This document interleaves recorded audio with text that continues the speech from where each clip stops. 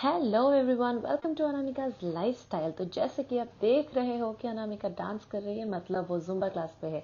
उसके बाद खुद से ड्राइव करके घर आई, बहुत जोर जोर से गाना सुना मैंने, और घर आके पता चला कि मेरे घर का लिफ्ट बंद है and I stay in the 14th floor. So 8th floor तक मैं गई ऐसे भागते दौड़ते।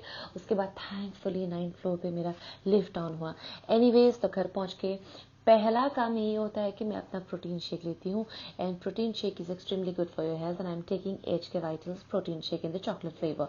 आज मेरा ऑफिस नहीं था तो मैं डायरेक्टली कॉलेज गई। कॉलेज का सीन कुछ ऐसा था, एंड जैसे कि MBA स्टूडेंट हो तो थोड़ा सा प्रिटेंड करना पड़ता है कि आप प्रोफेशनल हो। एनीवेज, घर आई और घर आके पता चला कि आज करने को कुछ काम नहीं था, तो इसलिए थोड़ा सा टीवी देखा। टीवी देखने के बाद थोड़ा सा स्किन केयर किया, और स्किन केयर करने के बाद अब मैं डिनर करके सोने वाली हूँ। And in the next video, I'm going to show you guys what I eat in a day. So till then, keep watching Anamika's Lifestyle.